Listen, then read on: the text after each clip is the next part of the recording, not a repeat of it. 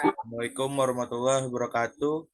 Kami ingin mempresentasikan studi kasus etika rekayasawan komputer yang disusun oleh Raslinawati, Muhammad Fadlan, dan Vicky Perdana. Permasalahan. Untuk menanggulangi bencana banjir tahunan yang melanda Jakarta, Gubernur DKI berupaya melakukan normalisasi sungai-sungai yang melalui beberapa lokasi di Jakarta dengan cara memperbaiki badan dan aliran sungai dan menggusur sebagian bangunan di pinggir sungai. Sementara di dekat lokasi tersebut akan dibangun sebuah apartemen dan mal oleh seorang pengembang yang berjanji tidak akan merusak atau mengganggu aliran sungai. Apakah tindakan yang tepat dan mungkin dilakukan untuk menyelesaikan permasalahan tersebut? Selanjutnya akan dilanjutkan oleh rekan saya, Vicky.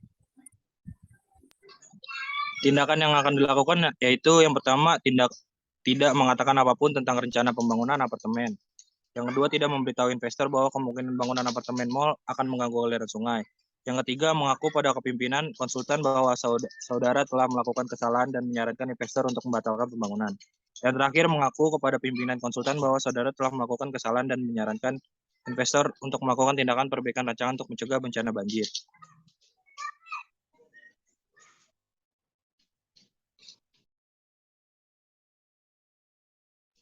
Lalu selanjutnya ada etika seorang rekayasawan. Yang pertama itu keselamatan publik.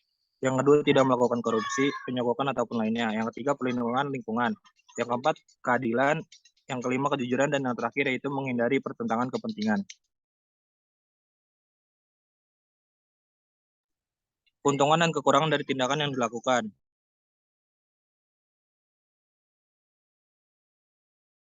Keuntungan dari tindakan yang dilakukan yaitu pembangunan tetap berlanjut dan terlihat sebagaimana mestinya tanpa ada halangan.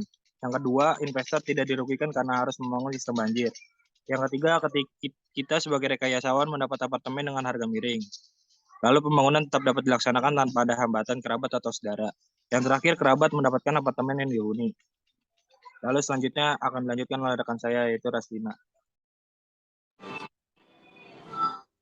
Kekurangan dari tindakan yang dilakukan dalam jangka pendek atau panjang dapat dampak pembangunan terhadap lingkungan akan terlihat.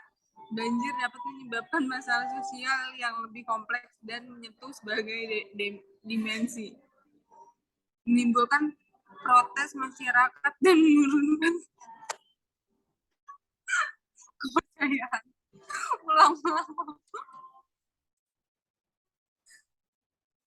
Menimbulkan protes masyarakat dan menurunkan kepercayaan masyarakat. Tindakan ini sesuai dengan kode etik keprofesionalan yang berlaku dalam jangka pendek atau panjang akan terjadi dampak buruk pada lingkungan seperti banjir dan hal itu menyebabkan kekurangan kepercayaan.